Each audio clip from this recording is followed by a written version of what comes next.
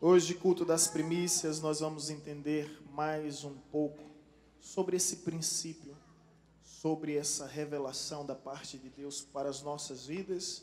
E gostaria de mais uma vez deixar muito bem claro que não é a nossa intenção ou pretensão judaizar a igreja. Existem costumes, tradições que só pertencem a Israel, mas existem princípios que permanecem se perpetuando no tempo, porque vieram de Deus para todas as gerações. E nós vamos ver hoje aqui o princípio das primícias. Eu espero que essa mensagem de alguma forma, de alguma maneira, venha mudar a sua vida. Vamos abrir a Bíblia em Provérbios capítulo 3, versículo 9 e 10. Pedir àqueles que acompanhem pela projeção, estejam à vontade. Nós vamos usar esse recurso para facilitar a nossa compreensão. Pode colocar o slide, tá?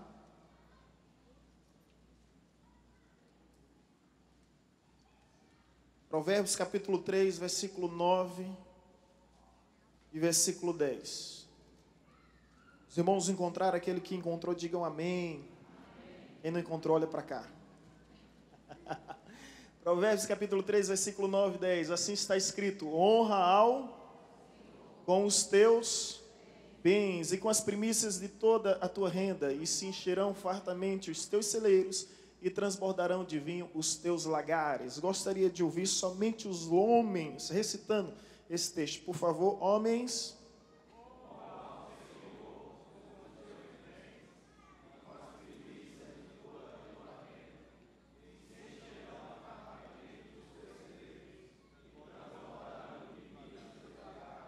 Agora convocar as mulheres para declamar esse texto, que é uma poesia.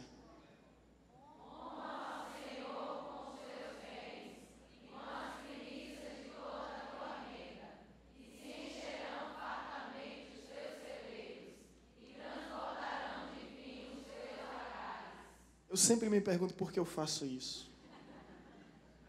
Para humilhar a nossa classe toda vez. As mulheres sempre vencem, né? Elas sempre ganham. Meus amados, eis o texto principal sobre primícias. Esse texto ele foi revelado pelo rei Salomão. E quem foi o rei Salomão?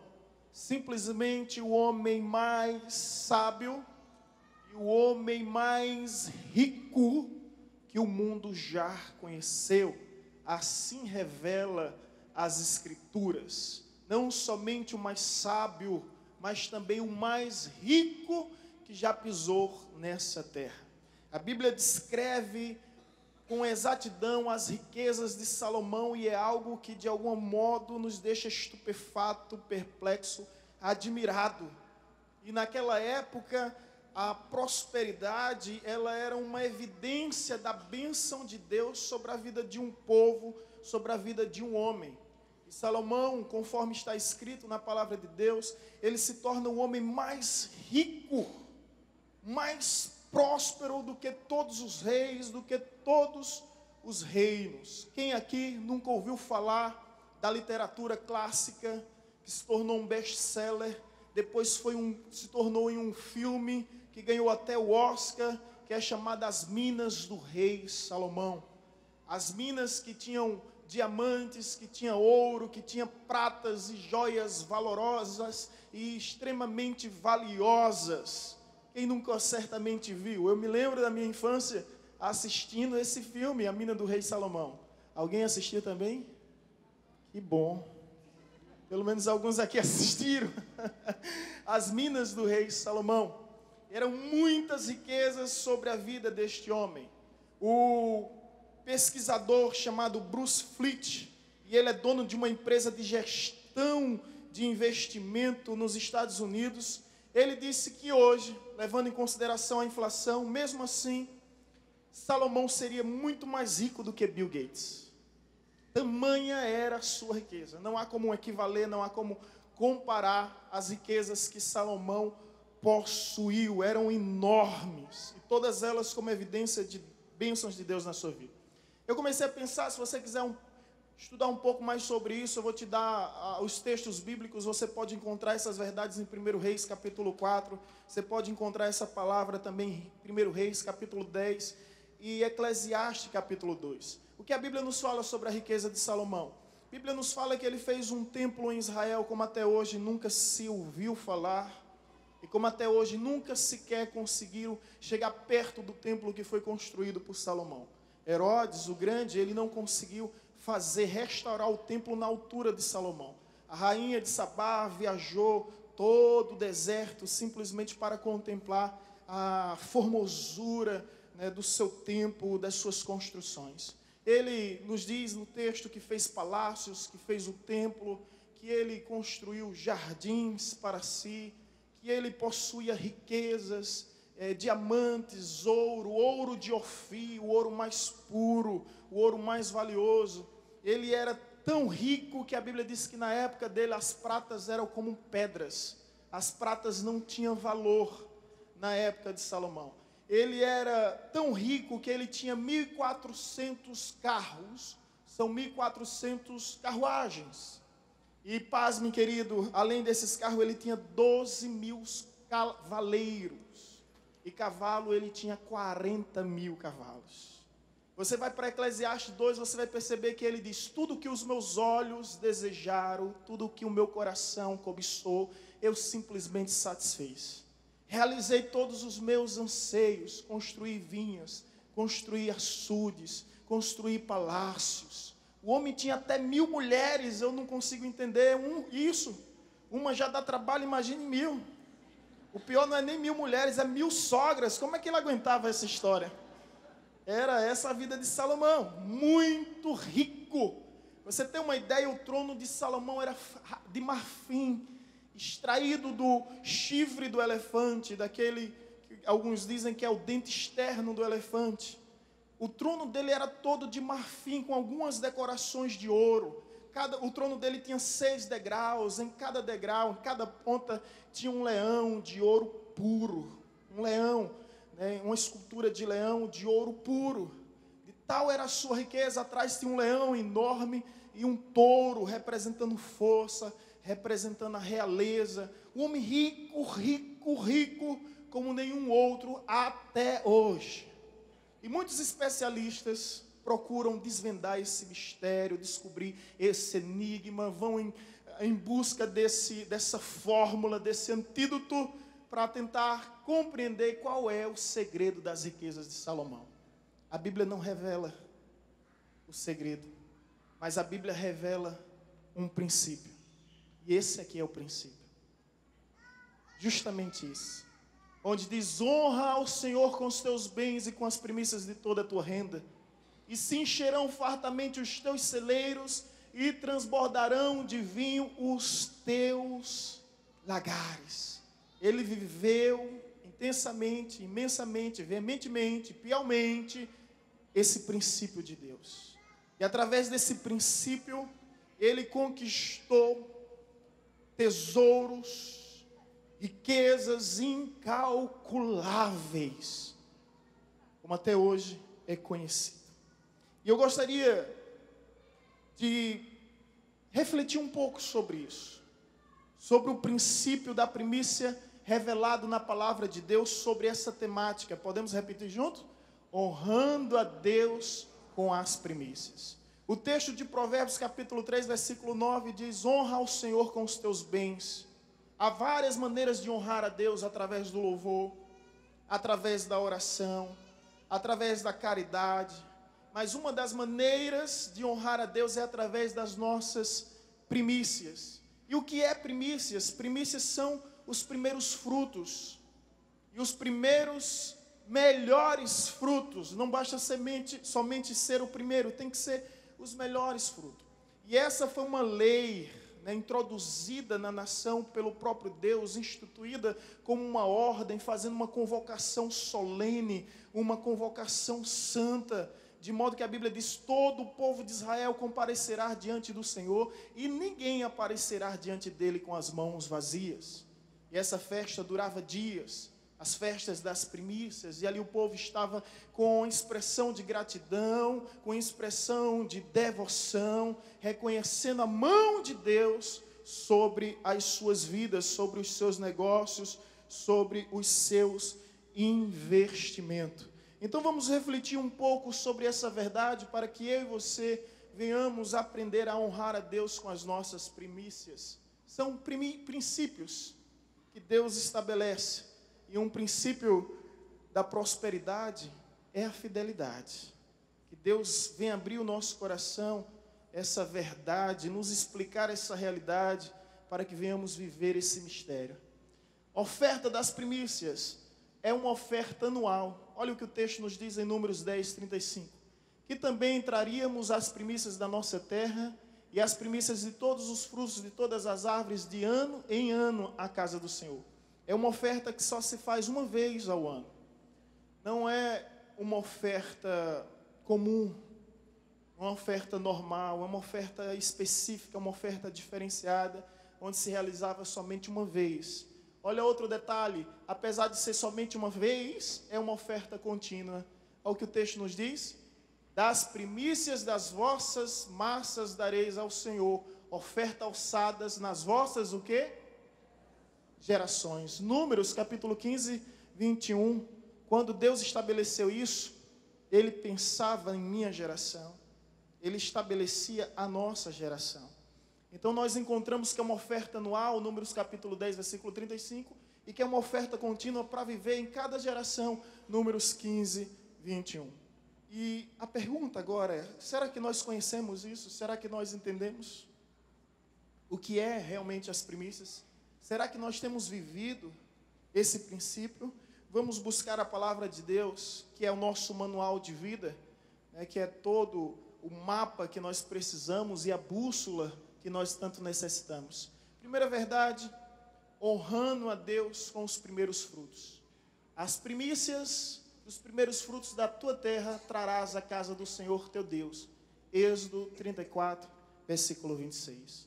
Através das primícias, nós revelamos duas coisas. Que nós queremos dar o primeiro lugar para Deus. E essa é uma pergunta que não quer calar. O que é o primeiro lugar na sua vida? A Bíblia nos diz, Mateus 6,33, buscai, pois, em primeiro lugar o seu reino, a sua justiça, e as demais coisas serão acrescentadas naturalmente. Mas a questão é que Deus não está em primeiro lugar em nossas vidas.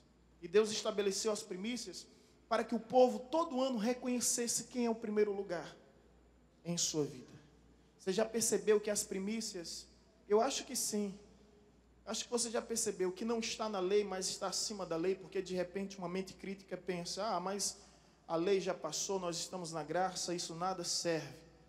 Não anule o Antigo Testamento, não seja como uma heresia da igreja primitiva, chamado Marcion, onde os marcionistas não acreditavam no Antigo Testamento. Há muitas verdades de Deus para o Antigo Testamento. Muitas são interpretações de acordo com o tempo, de acordo com a cultura, mas outras são princípios. São princípios de Deus que vão de gerações e gerações continuamente. E um desses princípios nos explica é as primícias. Deixa eu te dizer uma coisa, sabe onde foi que as primícias surgiu? As primícias surgiu no Éden, onde Deus faz primícias para cobrir a nudez de Adão. Você encontra também as primícias através de Caim e Abel. A Bíblia nos diz que os dois se apresentaram diante de Deus e assim ambos compareceram no altar do Senhor para apresentar as suas ofertas. Só que Caim, como caçador, ele escolheu qualquer animal. Eu acho, permita-me assim confabular, são conjecturas que não excedem o limite que é permitido. Eu já disse que existem 3 realidades: as bíblicas, as não bíblicas e as extras bíblicas, que são aquelas que não ferem o sentido bíblico. Caim, ele trouxe qualquer animal. Eu vou dar qualquer coisa para Deus. E ele deu qualquer coisa para Deus. Agora escute o mistério disso. Abel não deu qualquer coisa para Deus. Abel simplesmente matou um carneiro, um cordeiro. E ali ele derramou aquele cordeiro no altar do Senhor. E a Bíblia nos diz que ele deu as primícias a Deus. E a Bíblia nos fala o seguinte: reprovou Deus a Caim e a sua oferta. Antes de Deus reprovar a oferta, ele reprova a pessoa. Não é forte isso, gente? Reprovou Deus a Caim e a sua oferta. Em Abel, aprovou Deus a Abel e a sua oferta. Antes de Deus ver a mim e a você, ele vê. Ou melhor, antes de Deus ver as nossas ofertas, ele vê a nossa vida. Isso é fato. Aí a Bíblia diz: pela fé Abel ofereceu o mais excelente sacrifício, porque ele fez o que fez pela fé. Eu fico a imaginar por que Deus. Pensa comigo, eu cometi um equívoco aqui, um lapso temporário, mas ainda dá tempo de corrigir. Caim não era... Olha, é bom a igreja de teólogos, né, que já tem essa informação. Caim não era caçador, Caim era agricultor. Caim pensou: eu vou ser igual ao meu pai. Deus colocou um jardim para o meu pai cuidar, meu pai era agricultor. Só que Abel pensou melhor: não vou ser igual ao meu pai, porque meu pai falhou. Eu vou ser igual a Deus. Ele ouviu a história que Deus matou um cordeiro. Ele foi lá e também matou um cordeiro. Agora pense um pouco comigo, qual é mais bonito e mais belo? Uma mesa cheia de frutas e frutos, resultado da colheita, ou uma mesa ensanguentada, com um animal morto, imolado naquele lugar? Qual mais belo? Caim de repente poderia dizer: olha, Deus vai se agradar da beleza. Deus não está nem aí para a aparência. Deus não se ilude com a aparência. Por isso que a oferta de Abel, ela foi aceita, porque ela foi feita pela fé de alguém que queria imitar a Deus e não imitar os homens. Eu não sei se você está entendendo, mas Deus é o maior exemplo de primícia. Ele só tinha um filho, o primogênito, o primeiro de tudo que há. Ele simplesmente deu gratuitamente. Ele simplesmente doou o seu filho como primícias da nossa redenção. São tantas lições especiais, irmãos, para vivermos e assim sermos bem-sucedidos em nossas vidas, honrando a Deus com os primeiros frutos, demonstrando que Deus tem a primazia, que Deus é digno do nosso primeiro lugar. Deixa eu te dizer uma coisa: se Deus não for o primeiro lugar na sua vida, Ele não vai ser segundo, não vai ser terceiro, não vai ser quarto. Se Deus não for primeiro lugar na sua vida, Ele não aceita posição nenhuma que você venha oferecer. Ou Ele é primeiro, ou Ele não é. Não coloca o time de futebol em primeiro lugar, não coloca a tua profissão em primeiro lugar, não coloca, a tua família em primeiro lugar, não coloca os teus filhos, como Eli fez, em primeiro lugar, não coloca o teu namoro em primeiro lugar, não coloca o teu dom em primeiro lugar. Deixa Deus ser o teu primeiro lugar. Buscai, pois, o reino de Deus, a sua justiça, e as demais coisas serão o quê? Acrescentada. O problema é que nós queremos inverter essa ordem estabelecida pelo próprio Deus. E aí, meu irmão, acarretamos sobre a nossa vida um currículo de frustrações e decepções terríveis. Quem dera, se ao menos fôssemos atentos à voz do Senhor. Então, em primeiro lugar, honrando a Deus com os primeiros frutos. Segundo lugar, honrando a Deus com os melhores frutos. Além de seus primeiros, agora os melhores. Ao que o texto bíblico nos diz: todo o melhor do azeite, todo o melhor do mosto e do grão, as suas primícias que derem ao Senhor, as tenho dado a ti. Números capítulo 18, versículo 12. Então o princípio das primícias é, além de oferecer a Deus o primeiro, oferecer a Deus também o melhor. Você já percebeu que nós queremos o melhor de Deus? Mas a pergunta a ser feita é: e nós estamos com essa mesma disposição de oferecer o nosso melhor a Deus? Será que Deus pode encontrar em nós o melhor? Nós sempre queremos o melhor. Você certamente já ouviu a história em que diz que Jesus se aproximou do gasofilácio. Se o pastor fizesse isso, seria deselegante. Mas na hora da oferta, Jesus se aproximou do gasofilácio e Jesus ficou observando quem estava ofertando. Talvez você não saiba, mas Jesus falou mais de finança do que céu e inferno, do que Deus e o diabo, do que o bem e o mal, porque onde estiver o teu tesouro, há o teu coração. Nós conhecemos muito uma pessoa através da maneira que ela lida com o dinheiro, se ela domina ou é dominada, se ela controla ou é controlada, se ela possui ou é possuída. É verdade que o amor ao dinheiro é a raiz de todos os males. Preste atenção, o amor ao dinheiro e não o dinheiro em si. O dinheiro pode ser uma bênção na tua vida e te ajudar a fazer tantas coisas boas, se o seu coração for do bem. Caso contrário, você vai fazer tantas coisas ruins se teu coração for mal. Isso é relativo. O sol que enrijece o barro é o mesmo que derrete o gelo. A culpa não é do sol, a culpa é da matéria que há no barro e no gelo. Portanto, Jesus se aproxima e fica olhando. E vem ricos e dão fortunas e fortunas e fortunas, e Jesus nem aí, porque Jesus não olha para o bolso de ninguém. Jesus olha para o coração. Aí vem uma mulher que deu tudo que tinha. Eu vi pesquisadores falando sobre isso, estudiosos bíblicos. Sabe quanto foi que ela deu? 25 centavos. Não pagava a remuneração do tesoureiro que ia todos os dias recolher aquele gasofilácio. E isso por tempo, né? Isso estabelecendo por tempo. Não pagava 25 centavos. E Deus disse, está aí a melhor oferta. A melhor oferta. E isso nos intriga. Como assim a melhor oferta? Porque os ricos deram daquilo que sobraram. Preste atenção, talvez se não tivesse sobrado, eles não tinham dado. Eles fizeram tudo que ia fazer, que precisava fazer, que necessitava fazer, que queriam fazer, e de repente eles se deparam com aquilo que não tem mais finalidade em suas vidas. Então eles dizem o quê? Isso aqui vai para Deus. E eram fortunas. E Jesus disse, isso aí eu não me agrado. Eles não deram o melhor que eles tinham. Jesus olhou para o coração daquela mulher. Não olhou para o bolso daquela mulher. Jesus não se encanta com valores. Às vezes a gente ensina oferta aqui, o princípio. Deixa eu dizer isso aqui.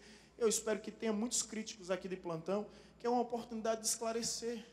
A obra de Deus vive de doações. Foi o próprio Deus que estabeleceu que os fiéis iam manter através dos dízimos e das ofertas. Não tem subsídio do governo, da prefeitura, graças a Deus, porque quer seja quem for que entrar aqui, quem quer que seja, vai ser tratado da mesma forma, porque aqui na casa de Deus não tem doutor, na casa de Deus tem adorador. Nós não estamos aqui ensinando as pessoas a dar esmola a Deus, porque Deus não é um mendigo. A Bíblia nos diz em Ageu capítulo 2, versículo 8, Ele é o dono do ouro e da prata.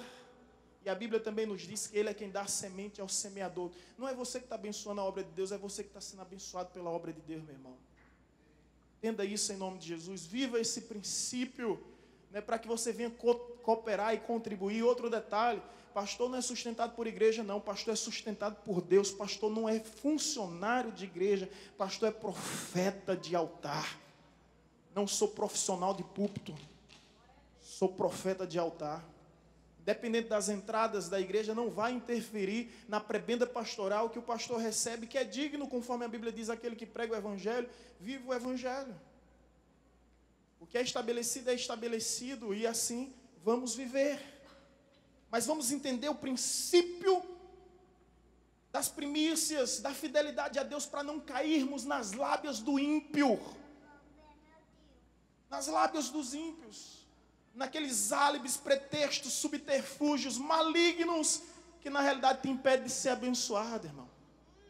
Na realidade nos impede de vivermos as bênçãos de Deus, por causa de alguns conceitos que criamos e alimentamos, e na realidade são álibis, que nós alimentamos como desculpas evasivas, para não sermos fiéis ao Senhor. Acima de tudo, primícias é fé. E aquele que tem fé, o justo viverá pela fé, e se retroceder, minha alma dele não se agradará. É fé. Eu conheço pessoas que têm vivido essa fé, e que Deus tem realizado maravilhas em suas vidas. Eu conto sempre uma história minha, quando eu visitava a igreja dos 10 aos 12 anos, com minha mãe, acompanhando minha mãe. Depois me debandei, dos 12 até os 18 eu fiquei no mundão. Nunca é tarde para Jesus alcançar a nossa vida e mudar a nossa história. Mas quando eu ia para a igreja com minha mãe, aí minha mãe me deu umas moedinhas, aí na hora teve um ofertório na escola bíblica e eu simplesmente tirei, naturalmente, voluntariamente, tirei aquelas moedinhas, enquanto a tia pedia, eu simplesmente, por mim mesmo, contribuí, era tudo que eu tinha. E aí, gente, o que é que acontece? Eu já contei essa história algumas vezes. Eu dei aquilo, e aí, pela primeira vez, eu fui pedir dinheiro à minha mãe me deu dinheiro, fui pedir ao meu pai me deu dinheiro, fui pedir ao meu avô me deu dinheiro, minha avó me deu dinheiro, meus tios me deu dinheiro. Rapaz, era mais de 10 pessoas me dando dinheiro. Eu disse, mãe, estou bem, viu? Aí ela disse, meu filho, foi porque você foi fiel ao Senhor, o Senhor está sendo fiel a ti. Eu, descobri o mistério. Não comentei nada com ela, né? Quando chegou no outro domingo, eu peguei a metade daquele dinheiro todinho. Fiz logo um cálculo, olha, se eu dei tão pouco, ganhei tanto, eu agora vou dar muito para ganhar mais. Fiz logo isso e dei. Aí vou lá, me deu dinheiro, tem hoje não, meu filho. Vem daqui a 15 dias. Mãe, me dê dinheiro, de novo, menino. Não já dei semana passada? Pai, me dê dinheiro, teu não. Ninguém. Aí eu vi um frustrado, arrasado, e disse, minha mãe, ninguém me deu dinheiro, como é que pode? Eu perdi a metade do dinheiro. Ela disse, meu filho, tome vergonha na sua cara. Não queira fazer barganhas com Deus. Aprendi isso com 12 anos. Aqueles ricos davam do que sobejavam, davam do resto, que não lhe faria nenhuma falta, simplesmente porque estavam barganhando com Deus. Como judeu, eles sabiam os princípios que havia na oferta e no dízimo. Mas o que eles queriam era barganhar com Deus. E Deus não permite ser barganhado com ninguém. Amém? Posso ouvir um amém? Então, querido, deixa Deus receber o teu melhor. O melhor. Agora escuta bem.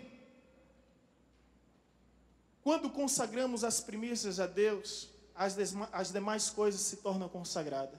Olha o que está escrito no Novo Testamento, Romanos capítulo 11, versículo 16. Mas se as primícias são santas, também a massa o é. E se a raiz é santa, também os ramos o são. Não sei se você entendeu o que o texto está querendo dizer. Mas o texto está querendo dizer que se você oferecer o primeiro pão ao Senhor do seu cesto, o primeiro pão foi para o Senhor, o resto, tudo é consagrado. Tudo é abençoado. Se você ofereceu a primeira uva a Deus, consagrando a Deus, abençoando diante de Deus, as demais também são abençoadas. Olha, se a raiz é santa, também os ramos são. Que coisa tremenda. Agora deixa eu chegar onde eu queria. Aqui era só para você me entender. As primícias nos tempos de hoje não envolvem somente dinheiro. Envolve outras realidades. Envolve tempo. Será que Deus tem recebido a primazia do teu tempo? Será que você tem dado o primeiro do seu tempo ao Senhor? O melhor do seu tempo a Deus e não ter tempo para Deus é viver perdendo tempo? E o que isso me ensina, sabe o que é? Que quando Deus tem o melhor do meu tempo, o resto do meu tempo torna-se abençoado e produtivo. Martinho Lutero dizia, eu tenho tanta coisa para fazer que as primeiras horas do dia eu passarei orando. Eu não sei se você já experimentou. Nas orações de madrugada aqui na igreja, as coisas fluem naturalmente. Parece incrível. Ao invés de irmos em busca das bênçãos, elas simplesmente vêm ao nosso encontro. E é isso que está escrito. Se atentamente, Deuteronômio 28, se atentamente ouvirdes a minha voz e tiveres o cuidado de obedecer todos os meus ensinamentos e andares nos meus caminhos, eis que as bênçãos virão sobre ti e te alcançarão. As bênçãos vêm ao teu encontro. E as coisas começam a fluir sem a tua força. Começa a fluir sem a tua influência. Começa a fluir sem o teu jeitinho, porque Deus é quem tem a chave de Davi. O que ele fecha, ninguém abre. O que ele abre, ninguém fecha. As coisas às vezes estão travadas porque Deus quer te explicar algo. Deus quer te mostrar algo que a tua incredulidade não está permitindo ver. Essa vinda da incredulidade, da dúvida, do ceticismo, do agnosticismo, te impede de contemplar. Abra os olhos espirituais, meu irmão, para que você veja além. Amém? Para que você possa ver além do teu tempo. Outro detalhe do teu talento. Você tem talento, não tem? Eu duvido que alguém aqui não tenha talento. Pode estar lento, né? Para entender o que eu estou falando. Mas tem talento. Amém? Alguém tem talento aqui? Não. Alguém tem talento? Glória a Deus por isso. Deus distribuiu talentos aos homens. Deus distribuiu dons aos homens. Você tem habilidades únicas. Você não é sósia, você não é clone, você não é réplica, você não é sombra de ninguém. Você é uma pessoa única, que tem características únicas. Sua digital é única, o timbre da sua voz é única, o seu DNA são únicos, os seus olhares são únicos.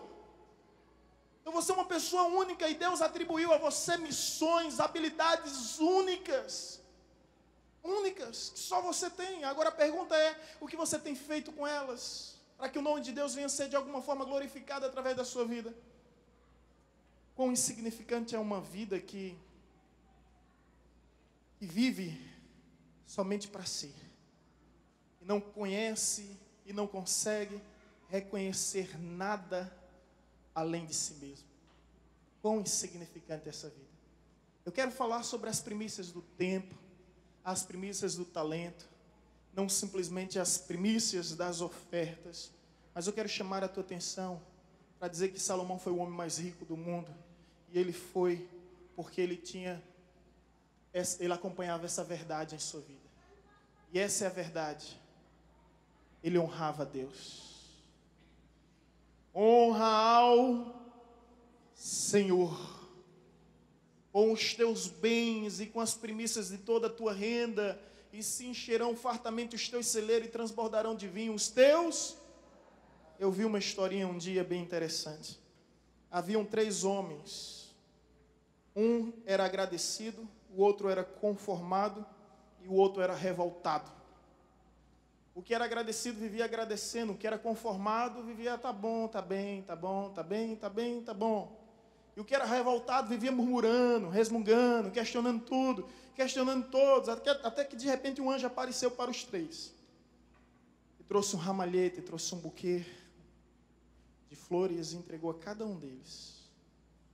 E o anjo simplesmente desapareceu. Aí o revoltado olhou e disse, para que eu quero isso? Isso vai me acrescentar o quê? Isso não serve para nada. Pegou e jogou num rio bem próximo.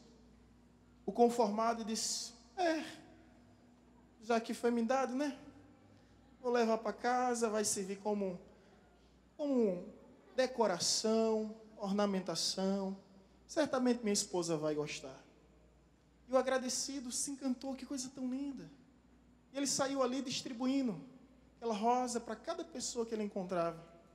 E ele percebeu que cada vez que ele oferecia uma flor, o seu ramalhete multiplicava.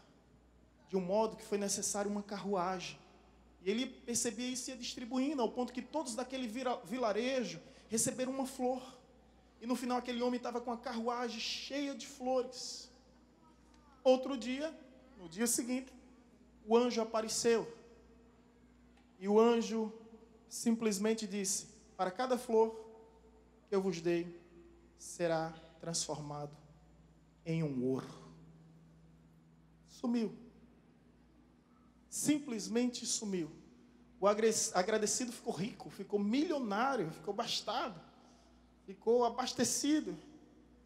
O conformado chegou para sua casa, pegou aquele ramalhete, percebeu alguns ouros lá, ficou feliz, ficou até conformado. Né? Já que é assim, assim será. Se alegrou com sua esposa, deu para sustentá-lo durante alguns dias. E o revoltado foi no rio e não conseguiu ver nada, além do reflexo da sua covardia, além do reflexo da sua crueldade, além do reflexo da sua ingratidão. Quem é você nessa história, irmãos? Você é o revoltado? Reclama de tudo, reclama de todos. Não percebe que Deus te dá a cada instante uma oportunidade de ser diferente, viver diferente. Você é o conformado, vai sair daqui conformado. E aí como foi a mensagem? Foi boa, né? Como foi o culto? Foi legal. e nada vai acontecer. Tudo vai permanecer como sempre foi. Ou você é o agradecido, que vai receber esses princípios e hoje vai decidir vivê-los. Vai declarar o mais íntimo do seu ser, porque eu não preciso ouvir nada de você. É você com você. Sendo sincero consigo mesmo, porque o homem que não é sincero consigo mesmo, ele não é sincero com ninguém. Eu viverei, Deus, as minhas primícias. Eu vou oferecer o melhor do meu tempo, o melhor do meu talento, o melhor da minha contribuição para que o teu nome venha a ser glorificado em minha vida. Então, queridos, nós vamos viver isso aqui como resposta de Deus. E se encherão fartamente os teus celeiros e transbordarão de vinho os teus lagares. Amém? Eu não estou prometendo aqui que todo mundo vai ser igual a Salomão, não, viu? Eu mesmo, particularmente, não preciso de minas. Eu já tenho minha mina. E ela me faz tão feliz. Eu aprendo que prosperidade não é quem mais tem, é quem menos precisa. Repito, prosperidade não é quem mais tem, é quem menos precisa. Prosperidade não está relacionado a simplesmente o que temos, mas também ao que não temos. E quer ver? Você está diante de um homem tão próspero. Talvez, se você for ver minha conta bancária, vai ficar desesperado. For ver o extrato, vai ficar horrorizado. Eu não estou falando dessa prosperidade. Estou falando de uma outra, que é viver em paz. É andar seguro, de cabeça erguida em tudo que é lugar, sem temor, sem temer, sabendo que a graça do Senhor está sobre você e a graça de Deus, ela me satisfaz. A graça de Deus, ela é suficiente em minha vida. Em dado momento eu percebi isso, que eu não precisava mais de nada. Eu já tenho a graça de Deus. E essa graça me faz desfrutar o melhor da vida. E fazer de simples momentos, momentos incríveis, exclusivos, inusitados. Por isso que eu digo, eu sou próspero. Muito próspero, porque eu entendi, biblicamente, o que é prosperidade. É a plenitude da graça de Deus em nossas vidas. É entender corretamente o Salmo 23, na linguagem mais comum. Diz, o Senhor é meu pastor e nada me faltará. Mas na tradução mais verídica, com os vernáculos antigos, que é o original hebraico, diz, o Senhor é meu pastor e de nada sentirei falta. Se você tiver a Bíblia NVI, Nova Versão Internacional, você vai encontrar isso. O Senhor é meu pastor e de nada sentirei falta. Não sentirei falta porque Ele é o meu pastor. E como o meu pastor, Ele supre todas as minhas necessidades. Ele me guia às águas tranquilas, aos pastos verdejantes. É verdade, irmãos. Você venha viver as primícias. Nesse culto de primícias, nós separamos esse envelope aqui para aqueles que desejarem trazer suas primícias a Deus em oferta. Você vai vir e você vai simplesmente entregar a sua primícia nesse cálice. Está ali o nosso irmão Valdir nos ajudando. Você pode, o nosso irmão Williams também, os obreiros da igreja. Você pode pegar, colocar a sua oferta de primícias e entregar no Senhor. É algo simbólico. Eu não vou te prometer nada. Eu não estou aqui para te garantir nada. Eu só quero dizer uma coisa, e creio, até o último fôlego e suspiro da minha existência, que essa palavra é viva e verdadeira, é fiel e é poderosa. E até aqui tenho vivido esses princípios por meio da obediência desses preceitos. E posso lhe garantir, sou feliz. Amém, irmão? Sou feliz. Olha o que Deus fez comigo. Amém? Vamos adorar a Deus através das nossas primícias. Se coloque em pé em nome de Jesus. E todo ano nós teremos esse culto abençoado, assim como sempre tivemos, o culto das primícias. A pessoa vai trazer a sua oferta de primícias e colocar no altar. Quem trouxe o seu dízimo e sua oferta, coloca no gasofilácio. Quem trouxe sua primícia, você vai declarar: essa é a minha primícia ao Senhor. Você vai colocar no cálice. Aí alguém pode perguntar: pastor, para que essas primícias? Vai para as necessidades da igreja. Vai para as atividades da igreja. Entendeu? É para você viver o princípio. Para que você venha viver o princípio das primícias. Se orar por sua vida, você que já pegou envelope, você que já entregou suas primícias. Pastor, não trouxe minhas primícias hoje. Você escolhe o dia, meu irmão.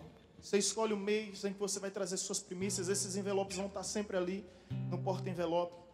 Eu espero que você entenda que nós estamos aqui cumprindo apenas um princípio que vai revelar a primazia de Deus em nossas vidas.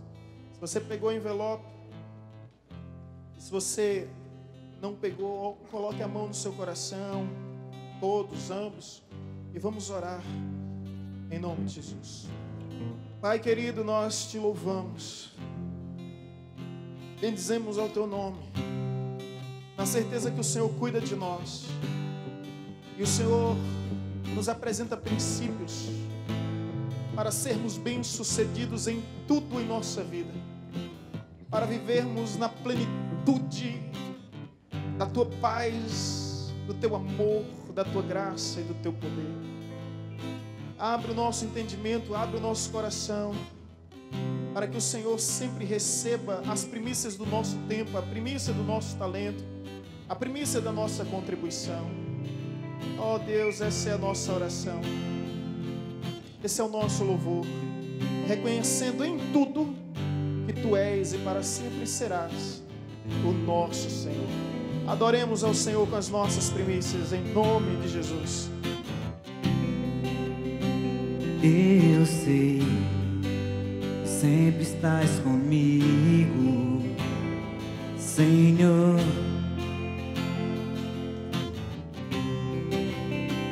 Também sei que nada acontece sem a tua vontade,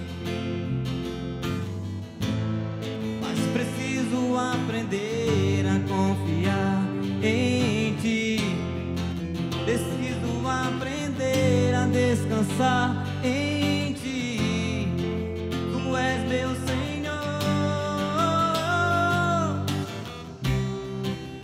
Todas as coisas cooperam para o bem daqueles que Te amam.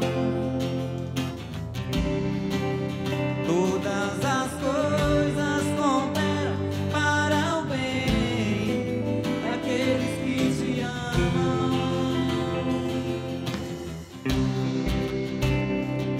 Eu sei que sempre estás comigo, Senhor. Também sei que nada acontece sem a tua vontade, mas preciso aprender a confiar em Ti. Mas preciso aprender a descansar em Ti. Tu és meu Senhor. Todas as coisas cooperam para o bem daqueles que Te amam. Todas as coisas cooperam para o bem daqueles que Te amam. Todas as coisas cooperam para o bem daqueles que Te amam.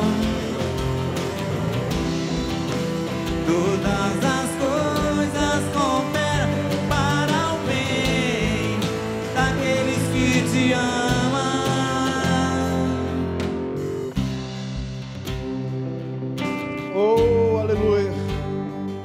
todas as coisas cooperam para o bem daqueles que te amam. Nós te amamos, Senhor. Independente das circunstâncias, das situações, por mais desfavoráveis que elas sejam, por mais que venhamos interpretar tudo ao nosso redor como infortúnios, como fracassos, nós reconhecemos um fato, que tudo coopera, tudo que há no céu, na terra, aqui nesse lugar ou em qualquer outro lugar, no tempo presente ou no futuro, tudo coopera para o bem daqueles que te amam. E por mais que a nossa visão limitada não nos permita enxergar, nós sabemos que estamos diante do grande tapeceiro, e a nossa vida é uma obra de tapeçaria, que tomam contornos diferentes, que excede a nossa compreensão, mas que um dia nós compreendemos, nós vamos compreender a obra-prima, a obra de arte que o Senhor está realizando em nossa história. Porque ao contrário do que alguns dizem, o Senhor escreve certo por linhas certas. Torta é a nossa maneira de ver o Senhor escrevendo. E se houver alguma linha torta em nossa vida, o Senhor ajeita para escrever. O Senhor corrige para escrever. Portanto, todas as coisas, aqui e agora, hoje e amanhã, na terra ou nos céus, cooperam para o bem daqueles que amam a Deus. E se você ama a Deus, aplauda o Senhor. Oh!